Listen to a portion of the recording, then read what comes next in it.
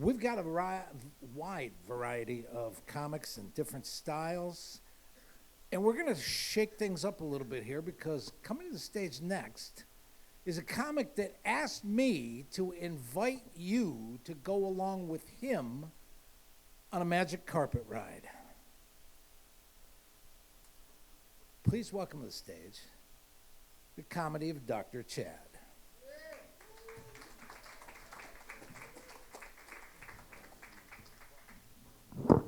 Hi, everybody.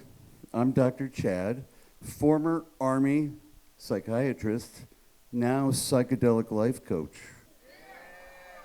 Goddamn right. I was in the Army since 1996.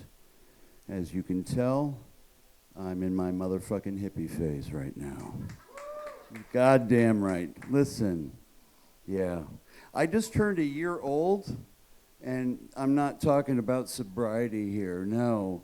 A veteran organization sent me to Costa Rica to do ayahuasca. Yes, that's where I got the pants, if you're wondering. Yeah. So thank me for my service, and ma'am, I would especially like you to thank me for my service later, if you know what I mean. Yeah, just joke. You know, my buddy the other day, she called me her work husband, and it was so lovely. It was so cute. I mean, she is a stripper, so yeah. This is the longest my hair's ever been, and I have to say, you ladies have ruined the high ponytail for me. You know, the work hair with the eye contact, some fellatio's gonna happen, right? So much so that when I'm doing my hair, right, making eye contact with myself in the mirror, I start dancing like Buffalo Bill and Silence of the Lambs, you know? I tuck this shit back and I'm like, sorry, my piercing must have affected that microphone. Sorry, everybody.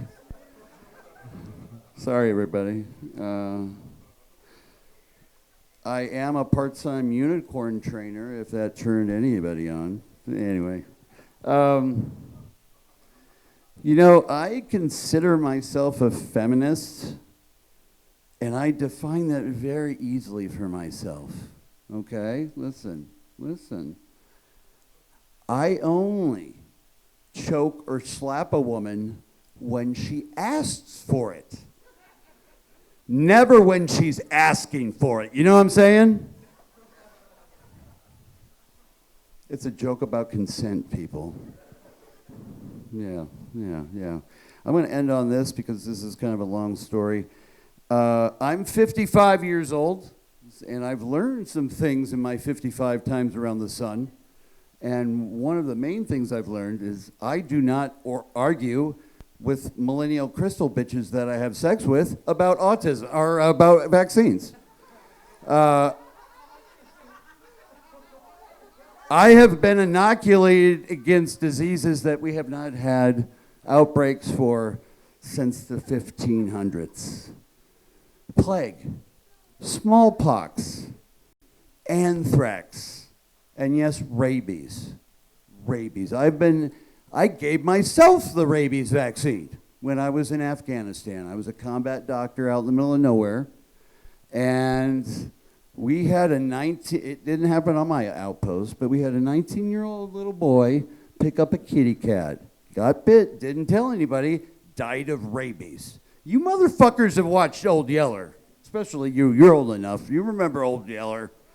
That shit, we've only had 7 people out of the history of people live through rabies, and that's because we put them in a cryogenically induced coma for 7 days, and they're still woke up with profound neurological sequela, okay?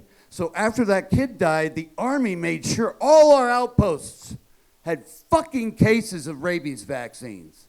So we had a lot of rabies vaccines going bad. And I'm not going to give it to the local nationals, motherfuckers. That shit's on my hand receipt. So me and my medics gave each other rabies vaccine. So when I hear a little millennial crystal girl tell me the only reason that her son has autism is through a vaccine, I'm like, bitch, I just saw you snort cocaine off my cock. What the fuck are you talking about? I'm Dr. Chad. Thanks for coming out. Very nice to meet y'all. Give it up for Michael, everybody. Thank you. Dr. Chad, ladies and gentlemen. Standing ovation.